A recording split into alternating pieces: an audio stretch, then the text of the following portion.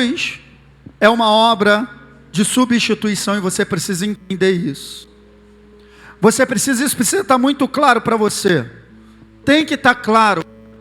Você foi substituído. Subiu a plaquinha lá. Lembra do futebol? Substituição.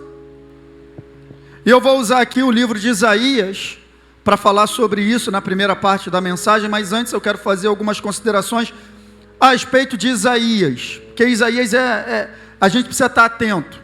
Primeiro, por que a gente precisa estar atento, Luiz? Porque o livro de Isaías é o livro mais vezes citado no Novo Testamento. Foi o livro mais citado no Novo Testamento. Que qualquer outro livro é o livro mais citado. Ele foi mais citado do que todos os outros livros proféticos juntos.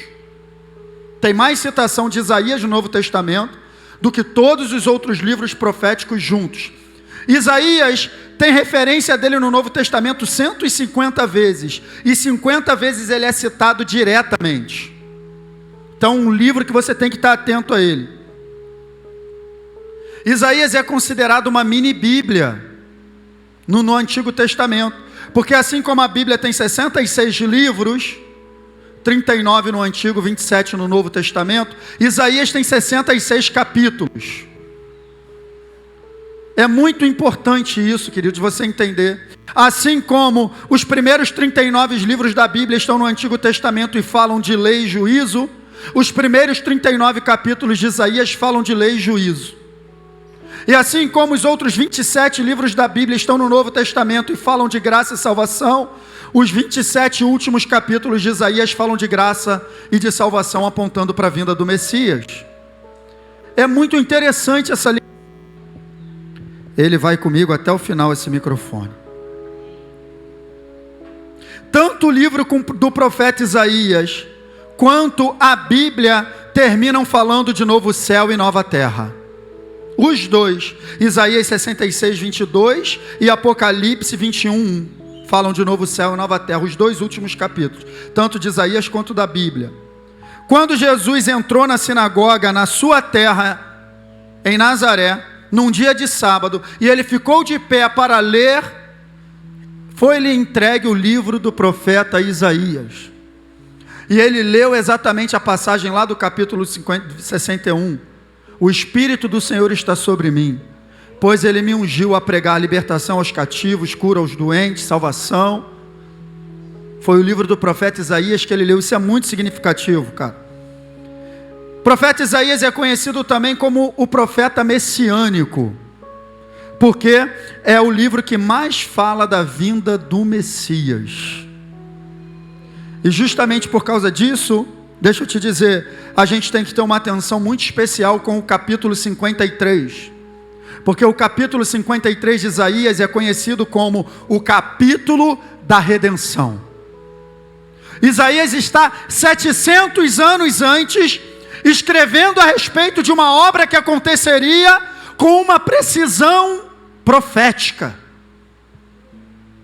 São só 12 versículos, mas cheios de vida. E quando a gente olha, a gente vê Isaías 53, por exemplo, colocando salvação e cura no mesmo nível. Porque assim como ele levou os nossos pecados, ele levou as nossas enfermidades. Porque assim como ele levou as nossas iniquidades, ele levou as nossas doenças.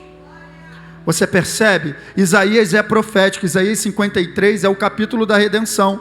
E nesse capítulo de Isaías, em 12 versos, 11 vezes aparece um aspecto da substituição. Você foi substituído. E 11 vezes eu vou te mostrar, você vai contar junto comigo. Na teologia, essa substituição é conhecida como a doutrina da dupla imputação. Os nossos pecados foram imputados a ele, e a justiça dele foi imputada a nós. A dupla imputação, na teologia conhece-se assim, mas eu estou falando de maneira mais simples, estou falando de substituição. Você foi substituído, e vamos começar pelo verso 4 para você ver isso. Você vai contar comigo quantas vezes, olha só. Certamente, ele tomou sobre si as nossas, quantas vezes? Me ajuda a contar, não perde a conta. Primeira vez, ele tomou as nossas enfermidades. Uma. E sobre si levou as nossas 2 vezes. Está comigo? Isso aqui eu estou te mostrando um aspecto de substituição. Ele tomou sobre si as nossas, ele levou sobre si as nossas. É uma troca, você está entendendo sim ou não? Então vamos lá. Nós o consideramos castigado por Deus, por ele atingido e afligido. Verso 5. Mas ele foi transpassado por causa das nossas. Quantas vezes? 3. Foi esmagado por causa das nossas iniquidades. Quantas vezes? 4. O castigo que nos trouxe paz estava sobre? Quantas vezes? 5. E pelas suas feridas fomos sarados. Quantas vezes? Em 2 versos, 6 vezes. Em 2 versos. Vamos continuar. Verso 6. Todos nós, tal qual ovelhas, nos desviamos, cada um de nós se voltou para o seu próprio caminho, e o Senhor fez cair sobre ele a iniquidade de todos. Quantas vezes? Não perde a conta não, hein? Não perde a conta não. Vamos lá, verso 8. Com julgamento opressivo ele foi levado, ele foi julgado no nosso lugar, tá? E quem pode falar dos seus descendentes? Pois ele foi eliminado da terra dos viventes. Por causa da transgressão do meu povo, ele foi golpeado. Quantas vezes? 8. Meu Deus. Substituição. Verso 10. Contudo, foi da vontade do Senhor esmagá-lo e fazê-lo sofrer. E embora o Senhor faça da vida dele uma oferta pela culpa. Quantas vezes? Meu Deus, o negócio está ficando quente. Ele verá sua prole e prolongará seus dias, e a vontade do Senhor prosperará em sua mão. Verso 11. Depois do sofrimento de sua alma, ele verá a luz e ficará satisfeito. Pelo seu conhecimento, meu servo justo justificará a muitos e levará a iniquidade deles. Quantas vezes? 10. Meu Deus do céu. Vamos para o último verso. Por isso eu lhe darei uma porção entre os grandes, ele dividirá os despojos com os fortes, porquanto ele derramou a sua vida até a morte, foi contado entre os transgressores, pois ele carregou o pecado de muitos e intercedeu pelos transgressores. Quantas vezes? 11 vezes. Jesus substituiu você. Jesus substituiu você. O pecado foi castigado em Jesus. Então, Deus ele não perdoa você porque ele está passando a mão na sua cabeça. Deus ele perdoa você porque Jesus foi castigado no seu lugar. É muito diferente. Você fala, Jesus morreu, é legal, ele morreu, legal. Mas você precisa entender, ele morreu por sua causa. Por minha causa. Por causa dos nossos pecados. É diferente você entender isso. Você tomar posse disso pela fé. Porque aí quando você toma posse de que ele levou os seus pecados, você toma posse de uma natureza de justiça. Então ele te substituiu, querido. Ele substituiu você. Está muito claro isso no capítulo da redenção. Agora, Luiz, ele me substituiu em quê? Ele me substituiu numa morte de cruz? Ele me substituiu numa morte física? Como é que é essa história? Que substituição é essa? Eu quero te dizer. E eu estou batendo nessa tecla aqui direto, porque eu quero fundamentar você nessa verdade. Não é uma questão só da morte física de Jesus. Não é uma questão só dele ter morrido na cruz. Não é uma substituição de você não ter que morrer numa cruz, porque Pedro também morreu numa cruz. E Pedro também foi substituído por ele. Então eu posso até vir a morrer numa cruz. E aí? Por causa do amor de Deus? Por amor a Ele? Os tempos estão ficando difíceis, queridos. Se eu tiver que morrer numa cruz por causa dele, ele não me substituiu porque eu também estou indo para a cruz, percebe? Não é a questão da morte física. Você está entendendo, sim ou não? Não é isso. Não é só isso. Porque a gente vai morrer fisicamente, as pessoas morrem. Os apóstolos morreram e só morte legal. Só morte legal, crucificado de cabeça para baixo, cabeça cortada. Sabe? Só morte legal. Então, sabe, a gente fica muito preso à questão física. Você precisa entender que a cruz mudou a nossa realidade no mundo do espírito. No mundo do espírito, a nova criatura tem autoridade. No mundo do espírito, a nova criatura está no comando, está no governo. Porque fomos vivificados em Cristo Jesus. E é o mundo do espírito que rege esse mundo físico. Se você comanda no mundo do espírito, a sua fé traz a manifestação do mundo do espírito para o mundo físico. Você precisa entender isso.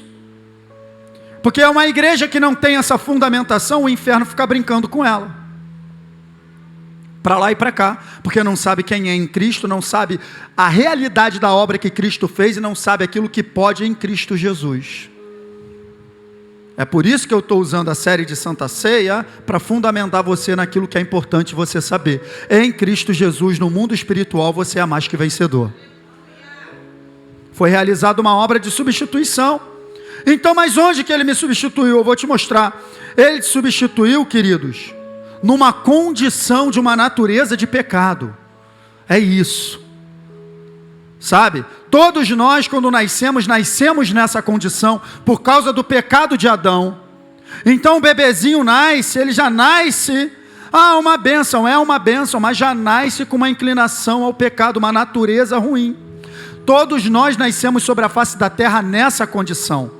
E ao longo da nossa vida na terra, precisamos nos livrar da natureza do pecado, porque é essa natureza do pecado que vai para o inferno.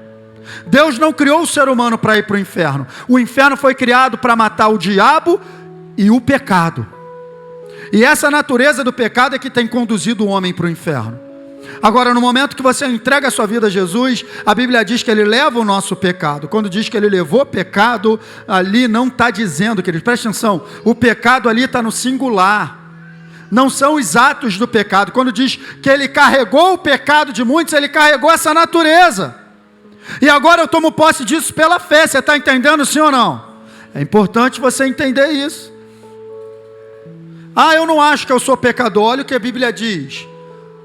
Já tiraram aí. Portanto, da mesma forma como o pecado entrou no mundo por um homem, e pelo pecado a morte, assim também a morte veio a todos os homens. Por quê? Porque todos pecaram. Então você entende que o pecado ele entra no mundo por causa de um homem, e essa natureza passa a todos os homens, porque Adão era um cabeça de raça. E quando a gente é um cabeça de raça, tudo que vem depois de nós vem com essa influência. Você está entendendo? Então todo homem nasce nessa condição, uma natureza de pecado que será condenada. É isso que você precisa entender. Então, queridos, é isso aqui que eu coloquei para você, ó. O pecado que passou a todos os homens não foi o ato de pecado de Adão, mas a natureza do pecado. Você está entendendo? Não é que Adão pecou e o ato dele passou, não. A natureza que se apossou do homem, quando o homem desobedeceu, passou a todos os homens. E todos os homens nascem nessa condição.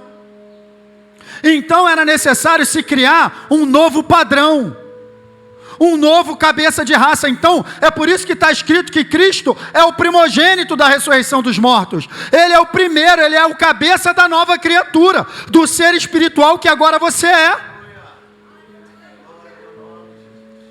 Para que a gente possa ser descendente dele e não mais de Adão. Você entende? Por isso somos filhos de Deus. Então a nova criatura, aquilo que Cristo fez foi algo espiritual. Você vai entender aqui. Olha só Romanos 5,15, no mesmo capítulo. Entretanto, não há comparação entre a dádiva e a transgressão. Pois se muitos morreram por causa da transgressão de um só, muito mais a graça de Deus, a dádiva pela graça de um só homem, Jesus Cristo, transbordou para muitos. O que é que esse texto está dizendo? Se Adão pecou e comprometeu todo mundo, Jesus obedeceu e transbordou graça para todos.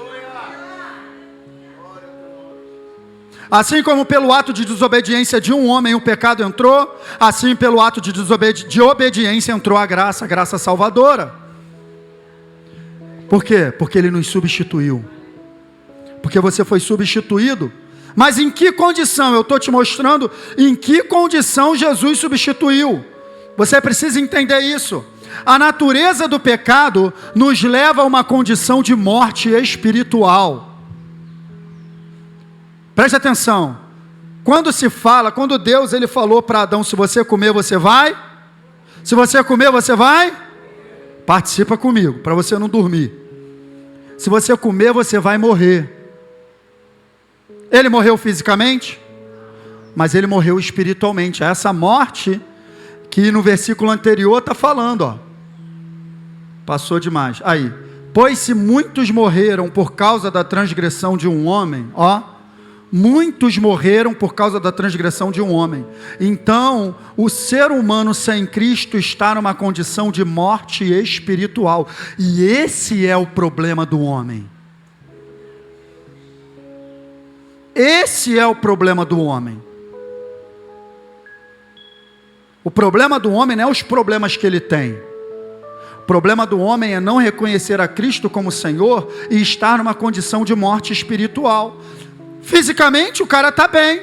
O cara acha que está tudo tranquilo, faz o que quer e tal. Compra, vende, sobe, desce, casa, separa, faz filho, está tudo bem. Mas espiritualmente está morto.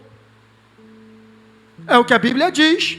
Então é isso aí, ó, a natureza do pecado nos coloca nessa condição de morte espiritual. Aí olha só o verso 19. Logo, assim como por meio da desobediência de um só homem, muitos foram feitos pecadores, assim também por meio da obediência de um único homem, muitos serão feitos justos. Então preste atenção aqui em mim. Se por causa do pecado, isso aqui é poderoso, querido. Isso liberta você. Isso liberta você de se ver numa condição de pecador, coisa que você não é mais. Eu sou um miserável pecador salvo pela graça de Deus. Você não é isso. Ou você é miserável pecador, ou você é salvo pela graça de Deus. Não tem como ser os dois. Não tem como. Você pode errar? Pode cometer erros? Pode. Você pode pecar? Pode. Mas você não vive mais na prática do pecado, porque está escrito em 1 João 3,9, aquele que é nascido de Deus não peca, pois a semente de Deus permanece nele e não pode viver no pecado.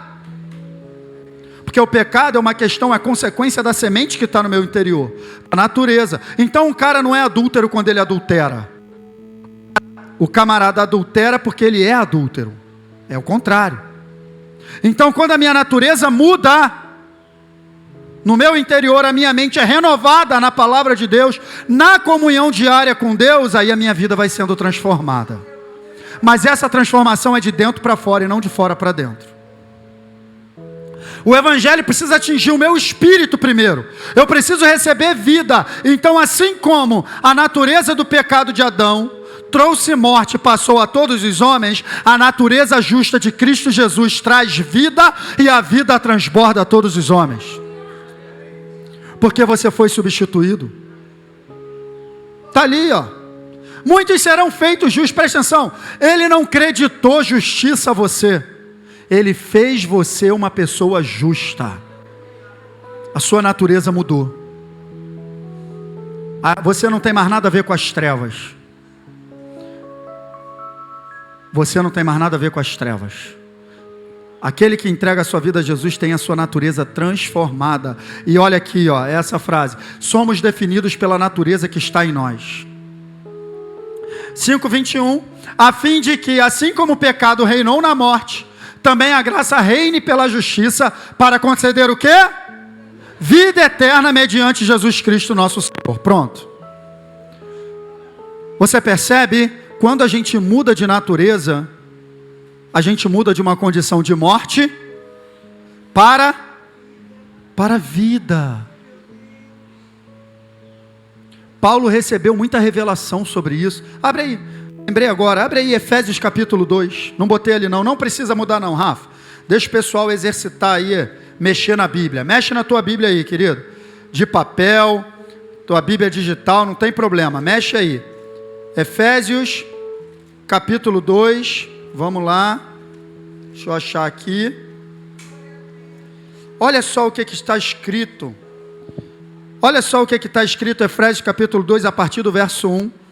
Vocês estavam mortos em suas transgressões e pecados, nos quais costumavam viver, quando seguiam a presente ordem deste mundo, e o príncipe do poder do ar. Quando fala príncipe do poder do ar, fala de uma influência maligna na mente.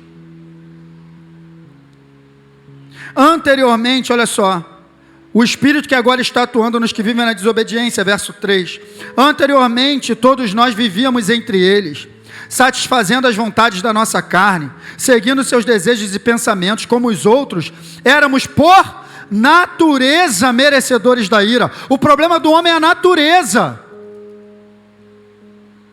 Por natureza. Todavia, verso 4, Deus, que é rico em misericórdia, pelo grande amor com que nos amou, deu-nos vida juntamente com Cristo. Essa palavra vida aí não é bios. Escute, olha aqui para mim. Existem duas palavras gregas para bio no Novo Testamento, para vida no Novo Testamento. Bios e zoe. Bios é essa vida biológica que você tem. Não foi essa vida que Deus te deu, apesar dele também ter te dado essa vida. Mas essa vida que ele está falando aqui, que nós recebemos quando estávamos numa condição de morte, é zoe. Zoe é a vida do próprio Deus no teu interior. Então, quando eu entrego a minha vida a Jesus, eu não recebo uma simples vida. Aquela vida eterna ali entra em mim. Então, você não terá a vida eterna quando você for para a eternidade. Você tem a vida eterna agora. Quando você entrega a sua vida a Jesus, a vida eterna habita em você. Sabe por quê, querido? Porque o ser humano ele foi criado para a eternidade. E o que a gente precisa fazer é passar de uma condição de morte eterna para a vida eterna. Porque eu quero te dizer que todos existirão eternamente. Todos nós somos um espírito eterno. Estamos em um corpo, mas somos um espírito eterno. Quando esse corpo parar, quando esse corpo aqui, que você está vendo, eu, Luiz Fernando, for sepultado, saiba que eu estarei vivo para a eternidade. E você também. Agora, aqueles que estão numa condição de morte espiritual estarão mortos para a eternidade também. Então não é uma questão de eu decidir se eu quero viver eternamente, se eu quero existir eternamente ou não. Todos existirão eternamente, só que uns terão vida eterna e outros terão morte eterna. E é ao longo do curso da nossa vida terrena que a gente decide aonde vai passar a eternidade. Num lugar de vida eterna ou no lugar de morte eterna. E é interessante que nos evangelhos, Jesus fala mais do inferno do que do céu, para alertar o perigo da condenação. Então, quero te dizer, Jesus te substituiu justamente para você não ir para lá. Então, essa condição que ele assumiu, uma condição de morte espiritual, eu estou te mostrando isso. Olha aqui, ó. A condição de morte espiritual nada mais é do que a ausência da vida de Deus no homem. Nada mais é do que isso. Então eu estou morto espiritualmente porque a vida de Deus não habita em mim. Porque quando eu peco, quando Adão pecou, ele perdeu essa conexão. Em Cristo Jesus isso foi recuperado. Agora eu preciso manifestar fé nele, crer nele para receber dele. A vida eterna entra no teu interior. A vida de Deus entra no teu interior, o zoe. Então, a ausência da vida de Deus no homem o coloca em uma condição de separação de Deus. Você está entendendo, sim ou não? Pecado nos leva a uma condição de morte espiritual. Morte espiritual nada mais é do que a ausência da vida de Deus. A ausência da vida de Deus me separa da presença dele. É assim que a humanidade vive, afastado de Deus, longe de Deus. E foi nessa condição que ele esteve para nos substituir. É isso que você precisa entender. Ele nos substituiu nessa condição. Então, João, ele identificou isso. Quando ele estava batizando e ele viu Jesus caminhando, ele já disse tudo, olha só. Não, desculpe, falta esse verso aqui, ó.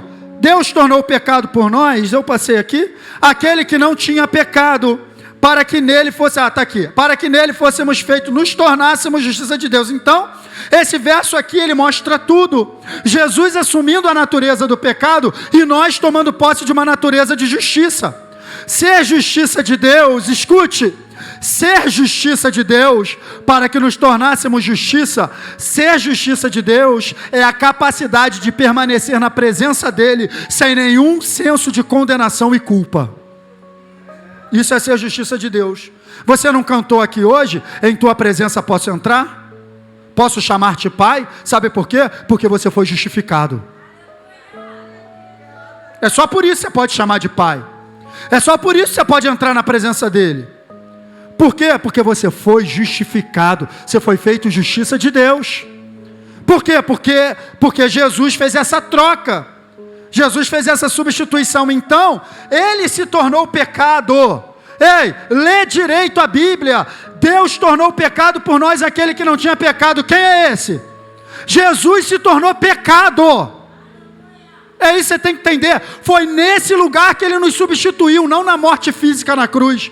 Ele, olha aqui, ó. Jesus assumiu a natureza de pecado, nos substituindo na condição de pecador.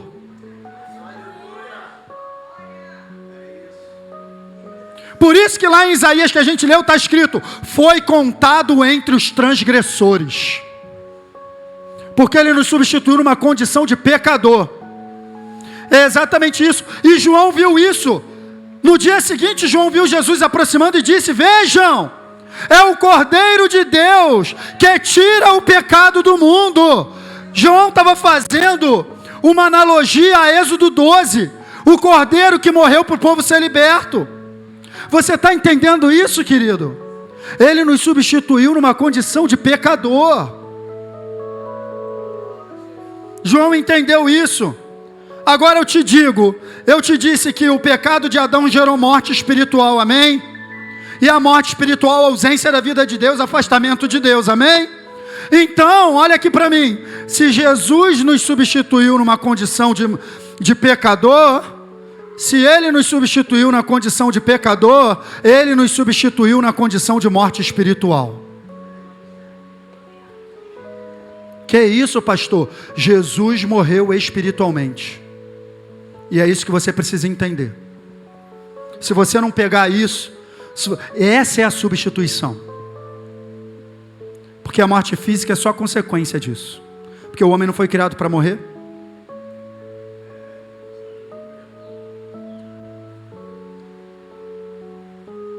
É isso aí. E eu vou te provar isso na palavra. 1 Coríntios 15, 20 diz, se de fato Cristo ressuscitou dentre, sendo as primícias dentre aqueles que dormiram. Espera aí, está dizendo que ele foi o primeiro a ressuscitar dos mortos, não é isso? Mas ele já não tinha ressuscitado Lázaro? Ele já não tinha ressuscitado aquele menino que estava dentro do caixão? Eliseu já não tinha ressuscitado o filho de Sulamita? Por que ele foi o primeiro a ressuscitar dos mortos? Ei, ele foi o primeiro a ressuscitar dos mortos espirituais. Ele foi o primeiro a ser feito nova criatura. Ele foi o primeiro a perder e receber de volta a vida de Deus. Ele foi separado da vida de Deus e depois ele recebeu de volta. Por isso que ele declara lindo lá em João, ninguém tem poder para tirar a minha vida. Eu a dou e eu a tomo de volta. Jesus estava no controle. Então ele nos substituiu nessa condição. E Apocalipse confirma isso. E de Jesus Cristo, que é testemunha fiel, ele é o quê?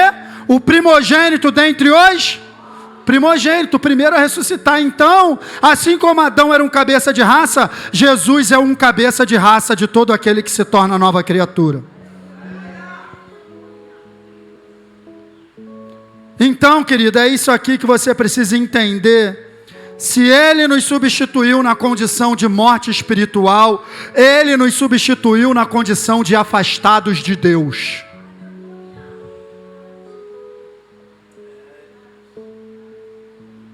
É a sequência: pecado, pecado, morte, ausência da vida de Deus, ausência da vida de Deus, separação. Jesus foi separado de Deus por nossa culpa. Eu te provo isso na palavra de Deus. Mateus 27, 46. Olha só. Por volta das 3 horas da tarde, Jesus bradou em alta voz: Eloi, Eloi, lama sabachthani. Que significa: meu Deus, por que? Jesus estava separado de Deus. Você vai ver ao longo da sua trajetória terrena, Ele chamando Deus de Pai o tempo todo. Toda vez que Ele ora. Aqui Ele não chama nem Deus de Pai, porque Ele estava na condição de pecador. Aqui Ele estava sendo castigado. Então, posso te perguntar, o que você acha que um pedófilo merece? Jesus sofreu por causa dele, esse castigo aí que tu pensou. O que você acha que um ladrão merece, um sequestrador, um assassino de criança? Jesus assumiu a condição de pecador e morreu castigado por causa dos pecados de toda a humanidade.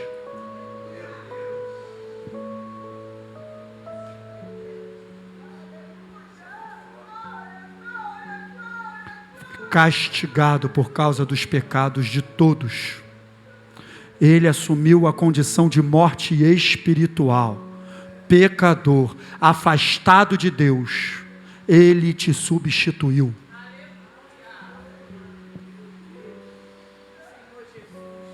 Então a realidade é essa aqui, ó. Ele se distanciou para que nós fôssemos aproximados.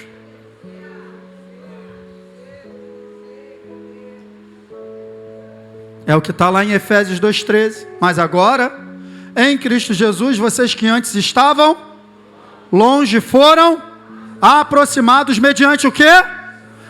Então Ele se distanciou para você ser aproximado.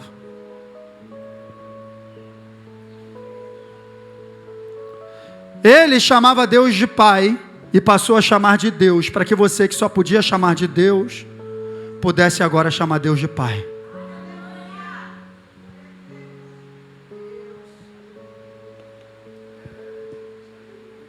E logo já ressurreto, depois da cruz, ele encontra com uma mulher e olha a declaração que ele dá. Jesus disse: não me segure, pois ainda não voltei para o... Então quando ele ressuscita, ele volta a chamar Deus de Pai.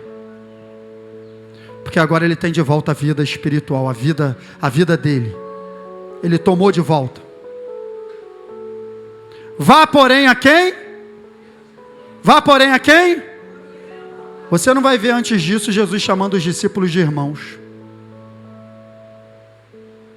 Vá falar com quem? E diga-lhes: estou voltando para quem? Para o meu Pai, mas o quê? O Pai de vocês. Que declaração, gente. Que declaração. Que declaração. Agora o meu Pai é Pai de vocês também, porque eu ressuscitei. Agora vocês podem ser feitos filhos. Sabe por quê? Porque o filho tem a natureza do pai. Agora vocês tiveram a natureza mudada. Abriu-se a porta da família de Deus. Pode entrar.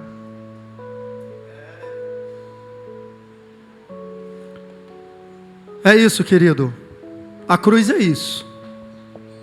Você foi substituído nessa condição. Jesus te substituiu nessa condição. Então, tira, sabe? Tira essa questão da morte física. Tudo bem, ele sofreu, lógico que ele sofreu. a morte física e tal, mas não é tudo isso. Não, estava acontecendo algo no mundo espiritual ali tremendo. O inferno estava sendo derrotado. O poder da morte estava sendo tragado. Que morte, Luiz? A morte física? Não. A morte espiritual. Por exemplo, onde está a morte, o teu aguilhão?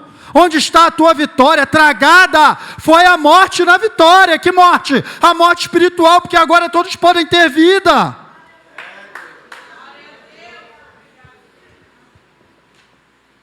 Agora todos podem ter vida. O que é que eu tenho que fazer, pastor? O que é que eu tenho que fazer? Não tem como eu terminar essa mensagem de outra maneira que não ser voltar para Isaías. Lembra de Isaías 53, que eu te mostrei a substituição todinha? Lembra disso? Lembra lá em Isaías 53? Agora eu volto para lá. E tem uma pergunta para te fazer, ó. No verso 1. Quem creu? Quem creu nessa mensagem que eu acabei de falar aqui?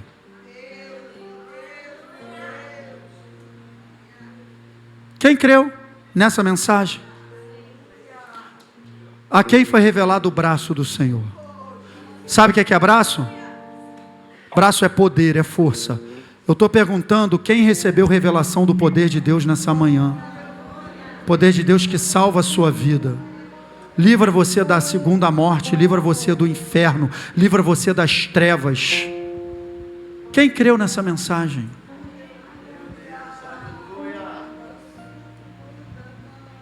Fique de pé, querido, eu quero falar contigo. Deixa eu te dizer, preste atenção que eu estou acabando. Olha aqui para mim. Ei, é importante esse momento. Crer é manifestar fé. Crer é acreditar. E a minha fé me impulsiona a ter uma ação. Se eu acredito, eu ajo de acordo com aquilo que eu acredito. Então eu estou perguntando, quem creu? Se você acredita, se você tem fé naquilo que Jesus fez no teu lugar, você precisa agora ter uma ação. Você precisa ter uma atitude, porque a Bíblia diz lá em Tiago, que a fé sem ação é morta. Não adianta nada você aí no teu coração, eu acredito, mas você não toma uma atitude. A atitude que você pode tomar hoje é uma só, querido. Se você nunca entregou a sua vida a Jesus, se você nunca o confessou como Senhor e Salvador da sua vida, você pode fazer isso hoje. Você pode dizer, olha, eu acredito, eu quero entregar a minha vida a Jesus. Se você um dia já fez isso, mas está afastado dos caminhos do Senhor, está fora da comunhão, você pode, eu acredito e eu quero reconciliar a minha vida com Cristo hoje. Quando você toma essa atitude de fé, tudo que eu falei aqui hoje, tudo isso que eu falei aqui, entra no teu interior. Você toma posse dessa obra. Não é pelas suas obras, não é por aquilo que você fez ou não fez de errado. Ei, para tudo que você fez de errado, a solução é uma só. Foi o que aquelas pessoas perguntaram para Pedro. Quando ele pregou, falou de Jesus, no final, as pessoas constrangidas, Pedro, então o que nós temos que fazer agora para ser salvos? Ele disse, arrependei-vos e crede no Evangelho. Arrependei-vos e crede no Evangelho, queridos. Entregue a sua vida a Cristo. Tem uma nova vida esperando você. Seus erros do passado vão ficar no passado. E tem um futuro novo para você. Então eu vou te dar o tempo desse louvor, para você adorar e para você refletir. E no final, depois do hino, eu vou perguntar: quem é que quer entregar a sua vida a Jesus? Você vai ter essa oportunidade. Vamos adorar em nome de Jesus. Apaga a luz.